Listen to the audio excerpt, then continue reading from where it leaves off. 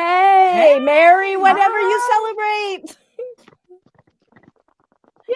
Hey, everybody. Here we are. Hey, ladies. Get funky. Hey, If Oh, you're hey up good. at gal. midnight right now, you're in trouble because the It's three only of us. 10 here. That's right. Only 10 where 10 you here. are. We're in the central zone.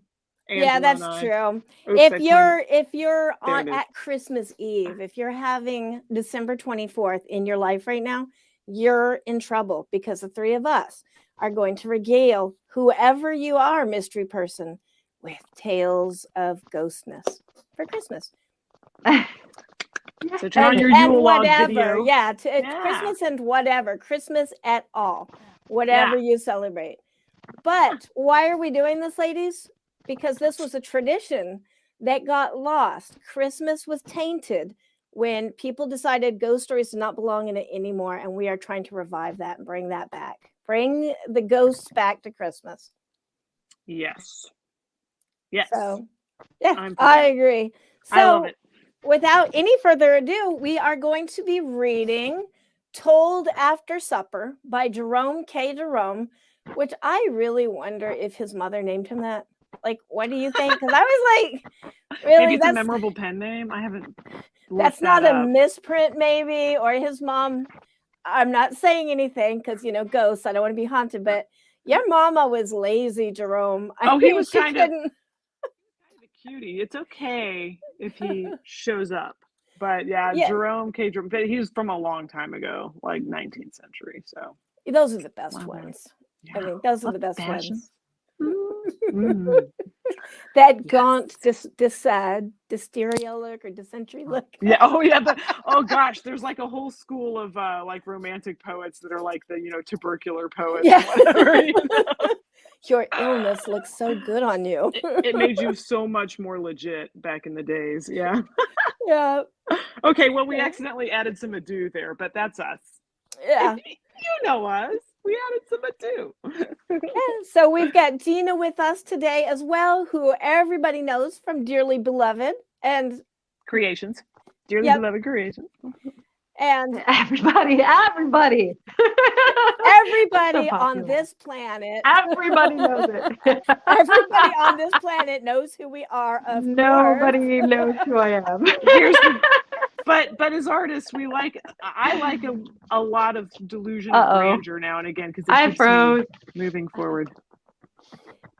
You keep doing that, and then you come back. So that's why we're kind of like, we'll just keep talking, and then you'll come back. Yeah, I can still see you and hear you moving. Yeah. I don't know if it froze on your computer, but you look fine. Maybe she. There we go. Well, you know what? It's a good thing that she's ending. So yeah, we're fine. I was gonna say something, and it was very clever. All the ghosts know who we are. That's what I was going to say. That's all that matters. Yeah, all the ghosts know who we are. Swoop around and find out what they want to find out, and we're pretty magnetic. So yeah.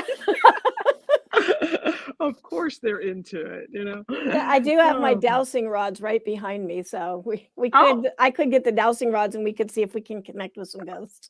And I have the National Lampoon's Christmas Vacation poster behind me. I'm always going to point the wrong way because it's backwards in my in-laws' media room. So I know, very super festive.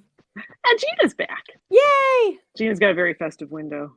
I know. I love those curtains. Mm-hmm. Those are pretty awesome. And the lights. Gina. It's just lights. I just put the lights up today because I was like, I'm just gonna put more lights in the house. It's just lights. Very festive.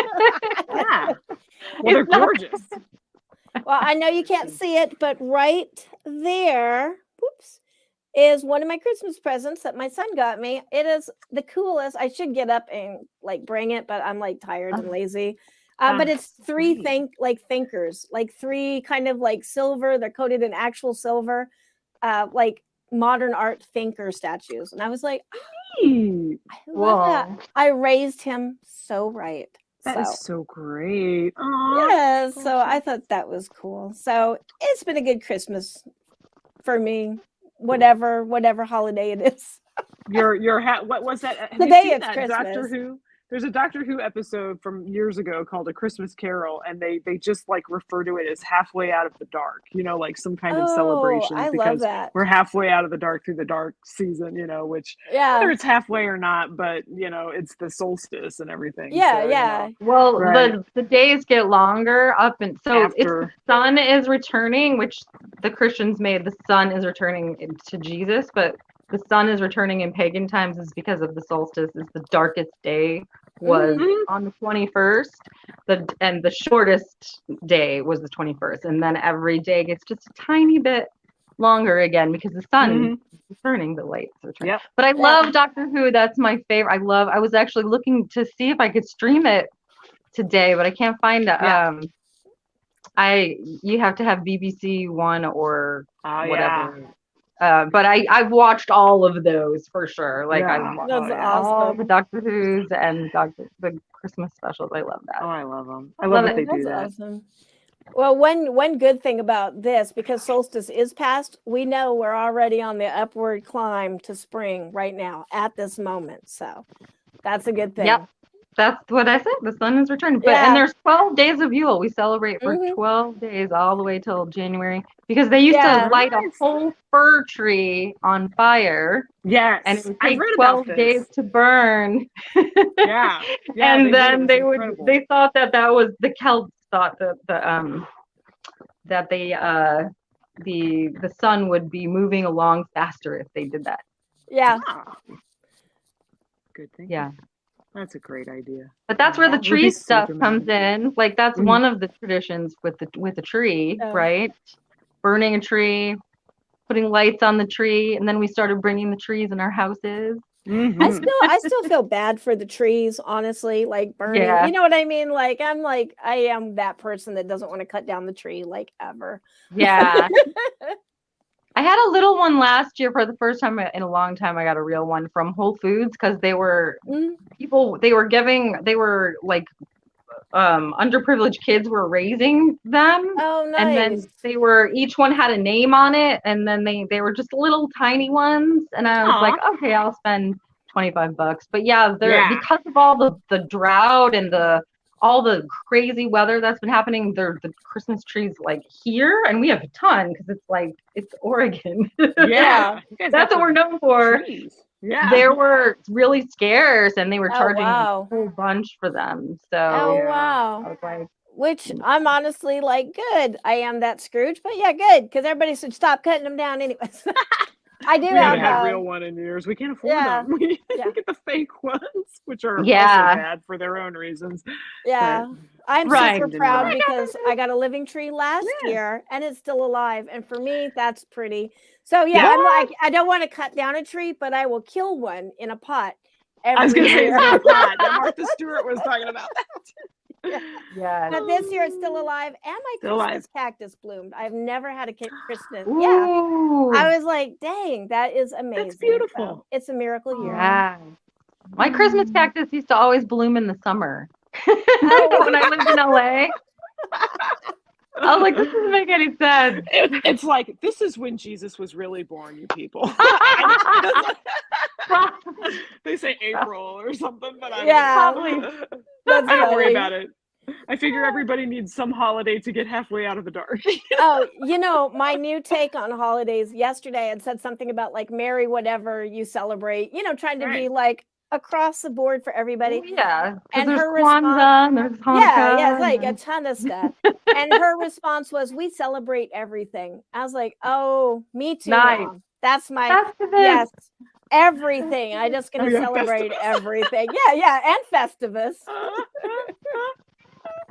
With the rest you know, of it. it's good. I Huh? think that's kind Yeah. of beautiful to be like, let's celebrate, Everything, together, Because it's all That's a great. mixed Yeah. match, anyways. It all is so mixed up and connected that there really Mhm. isn't any like I don't know pure holiday. I mean, maybe Hanukkah Right. is more like that. I think, but maybe I don't know anything. Maybe, about yeah, I don't know Hanukkah, that so- much Yeah, it is. about it. Yeah, I have a lot of Jewish friends. So. Yeah. yeah. Yeah, I was But a thinking, lot I'll of have my to Jewish ask friends Max. also celebrate Christmas, so they're like, Mhm. it's funny. Yeah, I was a nanny to a Jewish family one year in New York, and like it would not have occurred to me to not in my 12 by 12 room go and get a 6-foot Christmas tree from some discount store and put it up and get like bubble light. And so like those children, there were 3 children, and one of them was 11. The boy was 11, and he was like on his own kind of in a way. But the girls were 7 and 3, and they were just in my room, like, because their parents put up a tree, but they didn't grow up with the tradition of putting up a tree. So it was kind of, I think they did it grudgingly because like they had, the kids had Yeah. friends that, oh, can't we have a tree? Okay. So a little tree, string of lights, blah, blah, blah. But of course, Amy had this like overly glorious tree in her room, and those kids were just like, I'm like, yes, come in, come just see the tree. I'm not gonna convert you. Just look at the lights. It's just a tree. It is. It's pretty. Yeah. I like pretty things. So pretty. Yeah. Okay, we should get spooky. We like Let's spooky do Yes. the things. story. Let's Yeah. Yeah. read this story. Alrighty. All right. So we're reading okay, it's from the collection, Told After Supper? By It Jerome is- K. Jerome. Yeah, by Jerome K. Jerome. It's called the introductory part, but I have a book called Ghosts for Christmas, edited by Richard Dalby, and it's got a bunch of Christmas ghost stories in it, and it's the first one, and they call it Our Ghost Party. So Yeah, I'm gonna that's read what the I first thought part. you said it was called. Yeah, Yeah. that's what it's called in here. And then when I found the PDF, we were at Home Alone at the Symphony, going, Yeah. I'm like, I gotta send them this. But anyway. Oh yeah, I think oh yeah, that is weird. I think that though each part says like when. I think that it says that because each part is like this night that he's explaining, because the introduction that we're gonna read to you guys. So they divided up the parts. And then of that then story. Uncle Blixie tells this story, and then the doctor comes in, and it's kind of like this like whole day long thing. Yeah. So maybe that's why it says Told After Supper. I don't know. Yeah. Yeah. Oh gosh. Well, they didn't have It's fun TV or writing. anything else, so Yeah, they gotta tell stories. they were so lucky compared. No, never mind. I'm not going there. There's a good. I really romanticize that for sure. But like not the diphtheria and the. We didn't have a TV until I was 6. Yeah. I was never allowed to watch it, so I'm Wait. always. That's why I can't watch TV now. Like why it's so hard for me to watch movies. I'm still gonna watch Cabinet of Dr. Caligari though. You Oh, haven't yes. watched it yet. When are you gonna watch it? I promise you, Angela, it is not going to disappoint you. It is such Oh, I disturbing scenery. know. I is am such so a excited. Handsome sleepwalking murderer, and She's supposed to also read. You're supposed to be reading Jitterbug yeah. Perfume as well. Oh, for the Right last- now. She's a busy gal. I know. Angela's like, I'm going to quit promising so I can just live my dang life. I can't do fun things, okay? It's too stressful. I don't want to fall in love with Cesare. What will I do then? I know he's dead. I'm sorry. It was 1920. Why do you It's a think gateway drug. It's a gateway. why do you think I got that pendulum board so I can contact the dead? Red, right. Cesare, come to me. Fictional and dead really makes it Yeah. tough. Hey, wow. Oof. But I love there's a story in there. So we'll get on that. We will And find that. That's next year's Absolutely. Ghost Story Christmas story Yes. when we write our own. all right, I'm gonna jump in and read. Yeah. They write their own. I'm not a writer. They do. You can come and clap loudly if you want. But if you're I'll ever stick to the kids inspired- kids stories. I'll write that. I'll write one of those. Yeah, do that. Yeah. All right, I'm gonna jump in and read the first section of our ghost Do party it. until the word "in," where then Angela will jump in. Yeah. Okay. It Don't was give it away. Christmas Eve. Oh, yeah, the word "in." Okay, I'm reading. Okay, here we go. Our Ghost Party by Jerome K. Jerome. It was Christmas Eve. I begin this way because it is the proper, orthodox, respectable way to begin, and I have been brought up in a proper, orthodox, respectable way, and taught to always do the proper, orthodox, respectable thing, and the habit clings to me. Of course, as a mere matter of information, it is quite unnecessary to mention the date at all. The experienced reader knows it was Christmas Eve without my telling him. It always is Christmas Eve in a ghost story. Christmas Eve is the ghost's great gala night, On Christmas Eve, they hold their annual fete. On Christmas Eve, everybody in Ghostland who is anybody, or rather, speaking of ghosts, one should say, I suppose, every nobody who is any nobody, comes out to show himself or herself, to see and to be seen, to promenade about and display their winding sheets and grave clothes to each other, to criticize one another's style and sneer at one another's complexion. Christmas Eve parade, as I expect they themselves term it, is a function doubtless eagerly prepared for and looked forward to throughout Ghostland, especially by the swagger set, such as the murdered barons, the crime-stained countesses, and the earls, who came over with the conqueror and assassinated their relatives and died raving mad. Hollow moans and fiendish grins are, one may be sure, energetically practiced up. Blood-curdling shrieks and marrow-freezing gestures are probably rehearsed for weeks beforehand. Rusty chains and gory daggers are overhauled and put into good working order, and sheets and shrouds, laid carefully by from the previous year's show, are taken down and shaken out and mended and aired. Oh, it is a stirring night in Ghostland, the night of December the 24th. Ghosts never come out on Christmas night itself, you may have noticed. Christmas Eve, we suspect, has been too much for them. They are not used to excitement. For about a week after Christmas Eve, the gentlemen ghosts, no doubt, feel as if they were all head and go about making solemn resolutions to themselves that they will stop in next Christmas Eve, while the lady specters are contradictory and snappish and liable to burst into tears and leave the room hurriedly on being spoken to for no perceptible cause whatever.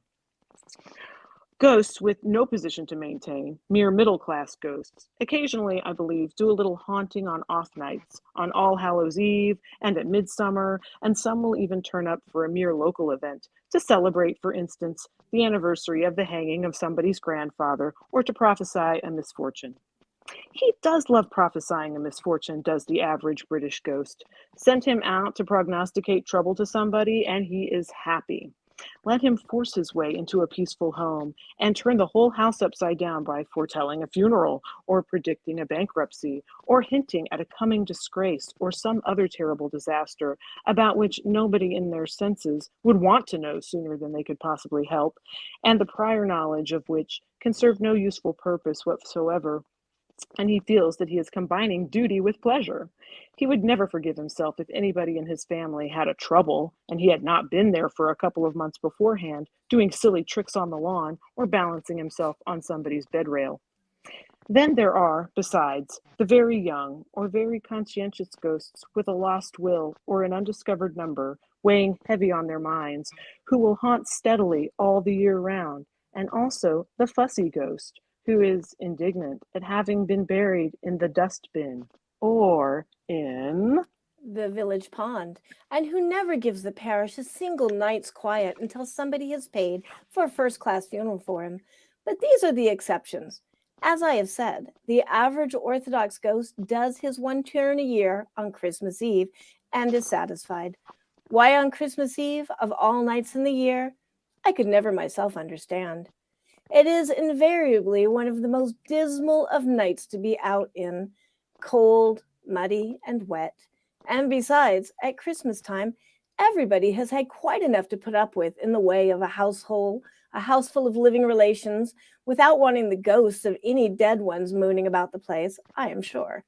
There must be something ghostly in the air of Christmas, something about the close, muggy atmosphere that draws up the ghosts, like the dampness of the summer rains brings out the frogs and snails. And not only do the ghosts themselves walk on Christmas Eve, but live people always sit and talk about them on Christmas Eve. Whenever 5 or 6 English-speaking people meet round a fire on Christmas Eve, they start telling each other ghost stories. Nothing satisfies us on Christmas Eve but to hear each other tell authentic anecdotes about specters. It is a genial, festive season, and we love to muse upon graves and dead bodies and murders and blood. There is a good deal of similarity about our ghostly experiences, but this, of course, is not our fault, but the fault of ghosts, who never will try any new performances, but always will keep steadily to old, safe business. The consequence is that when you have been at one Christmas Eve party and heard 6 people relate their adventures with spirits, You do not require to hear any more ghost stories. To listen to any further ghost stories after that would be like sitting out two farcical comedies or taking in two comic journals.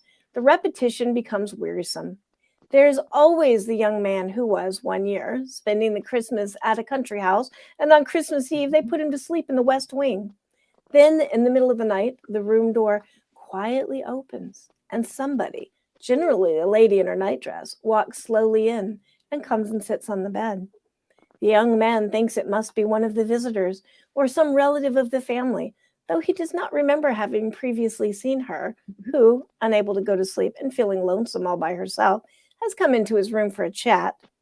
A chat. He has no idea it is a ghost. He is so unsuspicious.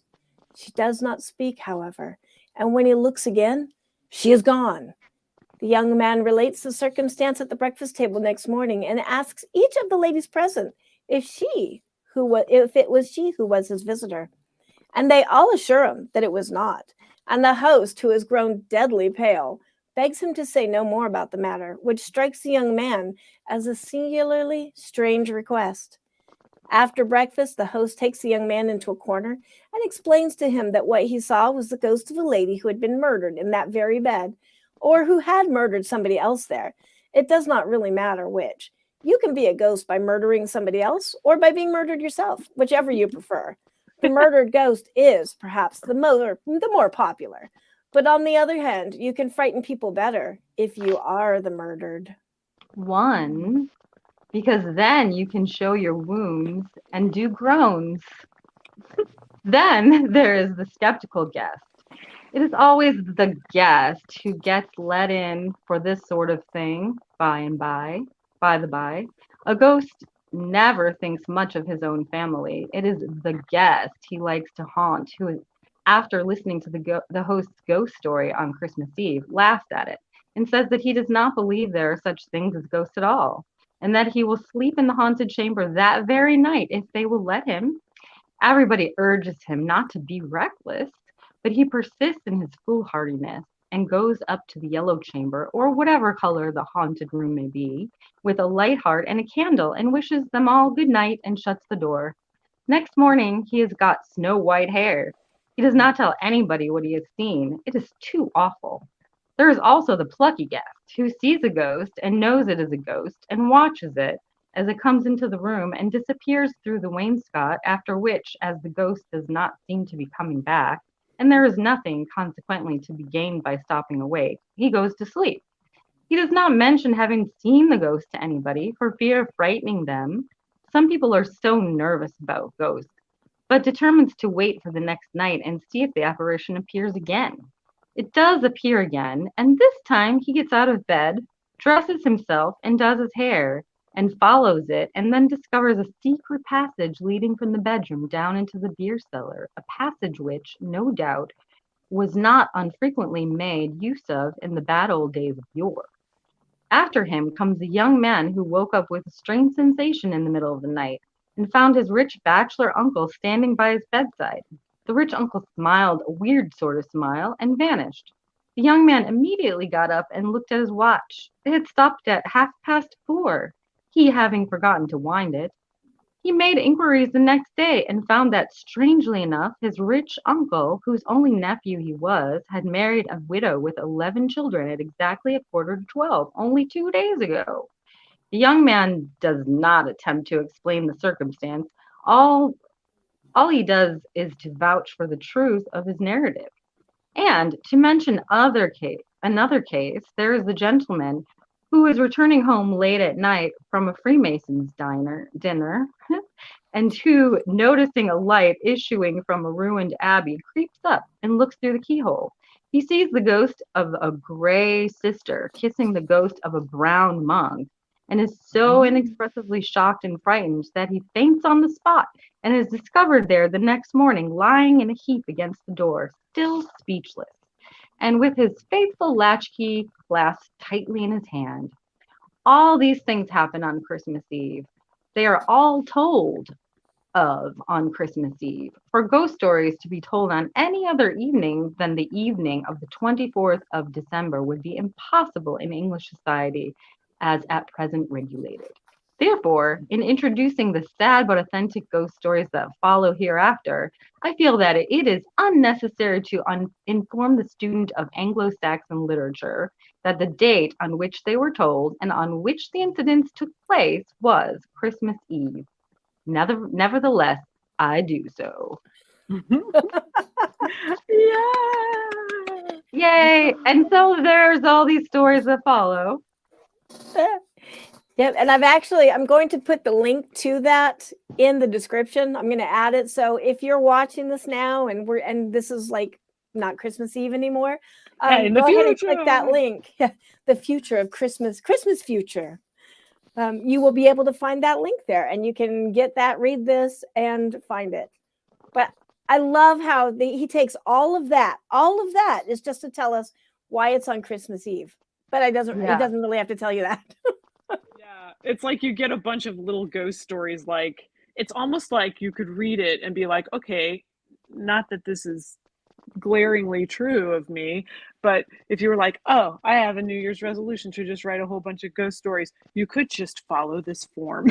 Like, here is my handbook to, but at Christmas I always want to write ghost stories. I don't know about Angela who does writing, or if you like to read them, Gina, or what, but I have this great one here there's a whole series called the Valancourt Book of Victorian Christmas Ghost Stories, and this is volume 4, which I brought because there's a poem in it called oh yeah, you should read that. It's called doggone it, I want to say Dada. It's not Dada. It's called A Cubist Christmas by Kate Masterson from 1913. Should I read it real quick and then we can go on if you want to share anything like experiences? Okay. A Cubist Christmas by Kate Masterson. The snow popped up and rattled like rice in the low, lush mistletoe marsh. The chimes swung thick on a sickle of ice and jangled a discord harsh. And the herringbone in the pickle jar, why, that was a Christmas tree. And the glibbering, globular glint was a star, but not to you and me.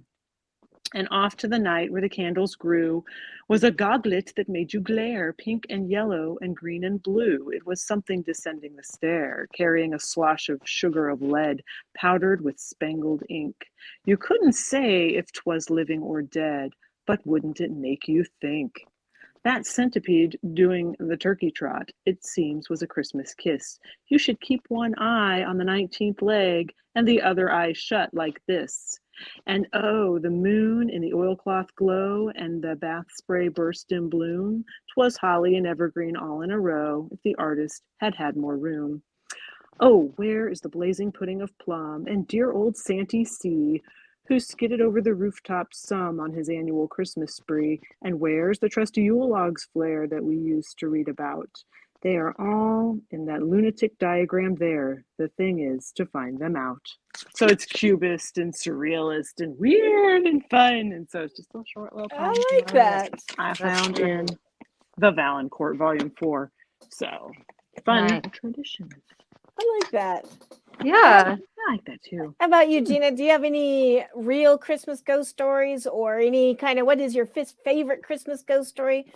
What is your input on Christmas ghost stories? Yeah. Honestly, this is not a tradition that I have ever followed. I've never read ghost stories on Christmas. I was raised Catholic. We're second generation Italian, and we would go to midnight mass. And I mean, this is probably why I'm like so obsessed with the prayer candles, and why do I do? But yeah, like we would do that, and then we would like have Italian. My mom would make this Italian feast that night, and we would come home from mass. It wouldn't actually be at midnight; it'd be like at 10. We'd be home by like 11:30, and then we would all she would give us a little like a sip of wine, and we would or eggnog or whatever, and we would open a couple of presents, and we would dance. We'd play music, and just hang out. But after that, I mean, my mom died when I was really young. So after that, I've made my own like traditions. But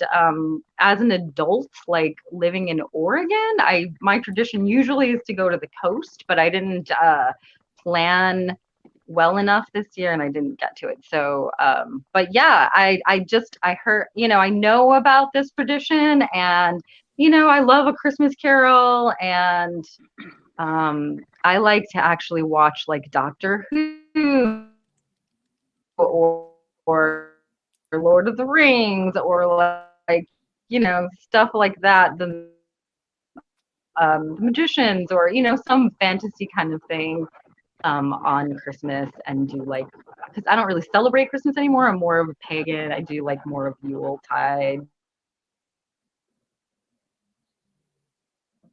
Okay. Is she frozen forever? Gina, come back. Anyway, so sometimes it freezes. Yes, yeah, we had a so- couple of issues with that before, but Gina will be back in a minute. Yeah. Sometimes it's a closed down. Oh, there She is. Is it working? Okay, it froze. But yes. Can you hear?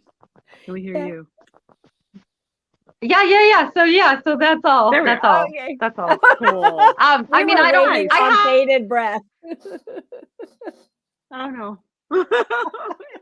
It keeps happening. The ghosts are interfering. I know. I was going to say, I think the Christmas spirits are here. I do They're have here. ghosts that are with me all the time, and I have like, I don't have like it's stories that I really want to share. I mean, I have like hasn't had an experience before that I could share. If you want me to share something, Yeah. If you feel Up to like you. sharing, I don't- yeah. I don't know how great of a story to. Okay, so my oldest nephew is in his 30s, so he's now, at the time, it doesn't matter. So he has an apartment, and when I went to visit Chicago last, because that's where I'm from, the last time before this last time, probably 8 years ago or so,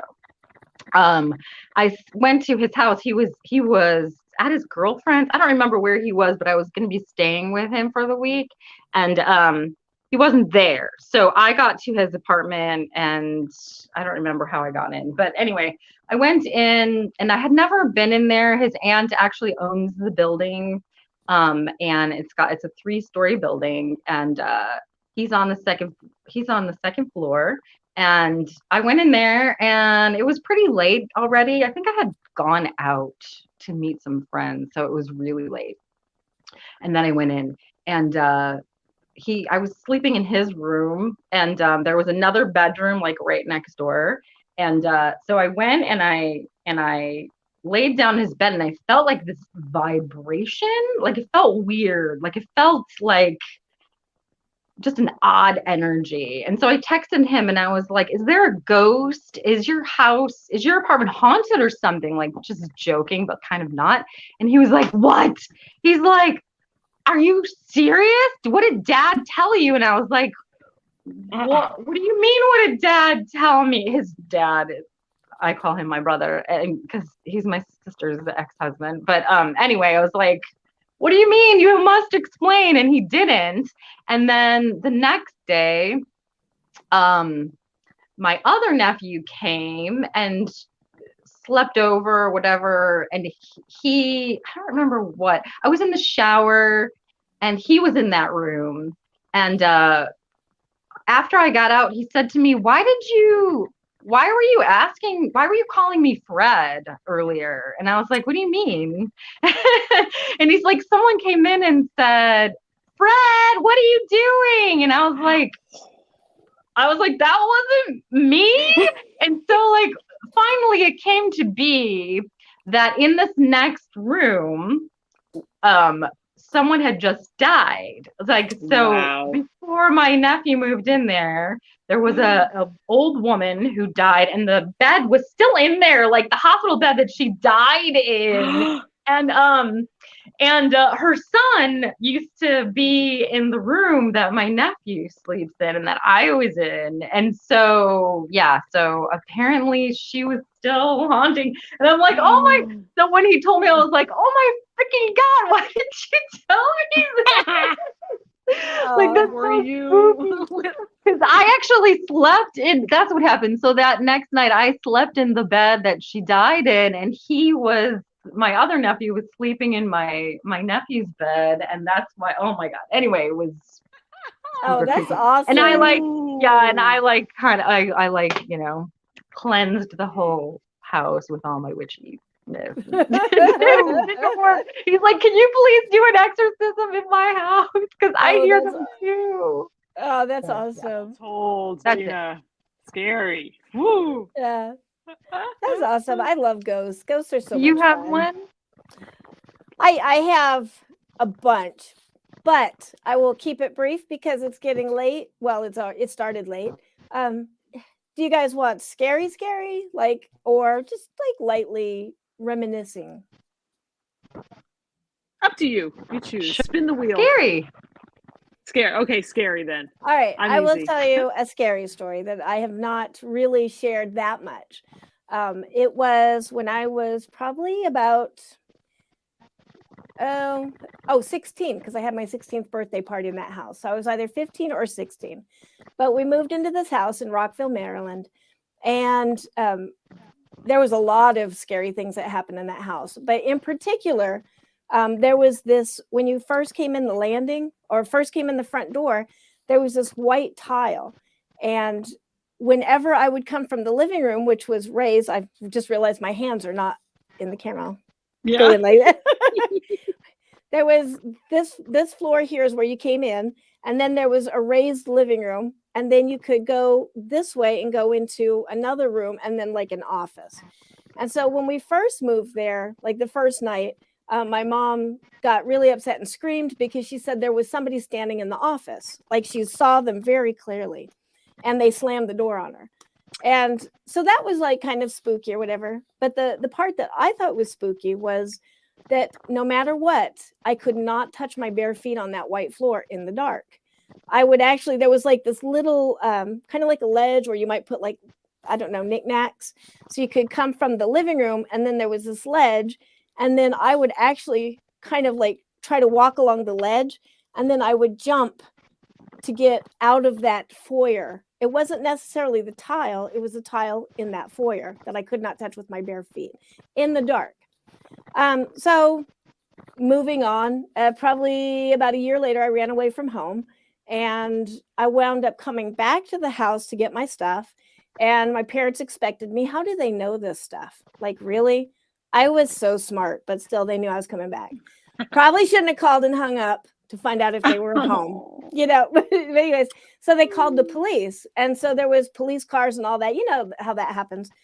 Well, I didn't know it at the time, but the older man across the street wound up he was in a wheelchair at the time. Like, I knew him in a wheelchair, and he wound up having a breakdown. And then the ambulances and stuff were actually there for him. Turns out, when everything kind of, settled down and everybody was like kind of talking and we weren't like yelling at each other and stuff, they checked to see if he was okay, because they had seen the ambulances come for him at the same time. And then his wife told us a story about that house before we moved in. The guy who had lived in there had lost everything, basically. It was one of those terrible, terrible, sad stories. His wife had divorced him, took the kids. He had lost a bunch of money doing embezzlement or something, and I can't remember all the details. But anyways, he told the guy across the street, who was his really good friend, I'm going away for the weekend, but I'm leaving this light on in the foyer. If you see it go off, will you come check my house just to make sure it's okay? Here's the key. And the guy said, okay, sure, no problem. So halfway through the weekend, he sees the light go off, and he thought he heard a noise. And so he was looking out, and that's why he noticed the light was off. So he got the key and he came over, and he opened the door and he started across. He clicked the switch and the light wouldn't come on. So he started across in the dark. He tripped on something and fell. And it was a body. The guy had committed suicide right there in the foyer. And so the guy was trying to, I can't even imagine the horror of this happening, but he was trying to then get out of the house, but there was a body, and he swears it was clinging to him. And so he had a mental breakdown that put him in that wheelchair. So that day, that he saw the police cars and everything over there, it was like it triggered it, and it kind of brought that back to him. And so that's something that I was always like, that is so crazy, because that still lives in that floor. Like that memory and everything still lives in that floor, in that house. So Whew. That's heavy. yeah, duty. so that's moral of this story. If you ever have a weird feeling and it doesn't make sense, trust your instinct, because Oh, yeah. yeah, It's energy. It's all energy. yeah, you know, like your mind or whatever knows what's going on, even if we don't physically know. So Yeah, there's like some frequency that, our mind picks up on that the rest of us don't. yeah, You know, yeah, The energy exactly. is still there, I believe. The energy, yeah. that energy is still. And that house Okay. is probably why I wound up running away and a bunch of the stuff happened, because that house was a crazy negative place. There was so many issues there. So Wow. We have But a house on in our that- neighborhood that does that. People Yeah. can't stay. Yeah. yep. Woo. I have But a on lot. I that have a lot of people that have been in houses like that, like just have just really haunted houses, just really Yeah. bad things. I am happen. drawn to those houses like a fly. And I think it has something to do with being Scorpio or something and a cusp baby or something. But I'm just like, I'll sense it, and I must go there. It is like, like a magnet. Woo. So Yeah. on that note, Merry Christmas, everybody, and Happy Yule, and Happy Yule. And whatever else you got. Yeah. Wishing everybody strength that is not with a family or Right. celebrating or is struggling with grief Yeah. or and any mental illness or loneliness or or whatever, because not everybody's having a happy day today. So exactly. yeah, And this day, I think, makes it sending you worse. love. Yeah. So Mhm. Yes. it's okay to not be celebratory and festive. It is okay. And I Yes, actually yes. started having, I used to hate this time of year, until I gave myself permission to not have to buy into the super frenetic, joy. If you like that, that is fantastic. If you don't like it, don't be pressured to participate in it. Mm-mm. You can be a Scrooge. It's okay. The joy is not mandatory. Exactly. You gotta live your life. Yeah, do the authentic thing. If it feels good, Yeah. do it. If the floor doesn't want to be stepped on by you, don't step on it. Mm. If you're in a fight with your neighbor across the street when you're 9 years old and you wake up in the middle of the night and you swear you heard somebody playing the piano, okay, and then you realize it was probably the cat, you still tell your neighbor that you were in a fight with that it was a ghost, because it helps you bond on ghost stories with your neighbor, and then she tells you that she looked out the window and saw a floating hand with a flame on it. So you can bond on your ghost stories and mend the relationship. Exactly. I feel like there's a personal story there. Yeah, I was just gonna say. I don't know why you would say that. Amy, do you want to just tell the story? I mean, that was it. I woke up one night and I was like, somebody's playing the piano, and I realized it was disjointed enough that it was probably just the cat, one of the cats. And then but I was like, I'm still gonna tell Jamie and Amy, still gonna tell Jamie that it was a ghost, and because we're in a fight and we have to fix our relationship. My other if at all experience it is, I constantly cats jump on my bed when I was in college and didn't have a cat. I constantly, until we had Mantooth, felt cats jump on the bed, because we had cats all our lives growing up that would sleep on the bed. And then after we got Mantooth, I would feel a cat jump on the bed, and it wasn't always him. So I got that cat ghost. Oh, that's awesome. that's so cute. That is that. Awesome. Aw. Oh, man. Well, I think that's probably Yeah. about Good it from times. us. Yeah. What do you guys think? Should this be a new tradition? Because this is actually our first year to do this. Kind of a Yes. ghost stories at Christmas thing, ladies. Maybe. Yes, I think so. Yeah. I think Yeah, so. maybe. One way or another. Yeah.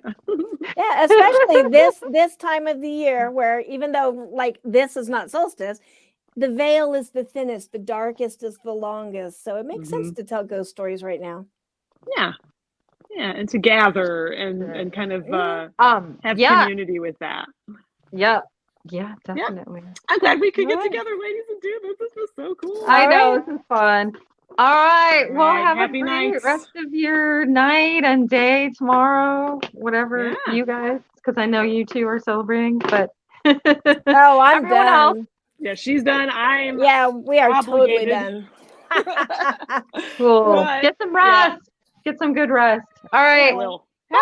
Happy December night, everyone. Bye, everybody. Yes, And good we night. will see you next Christmas To all holiday a doing good this night. again. Yes, and we send love. All right. Night, night. Good night, Night, everybody. night.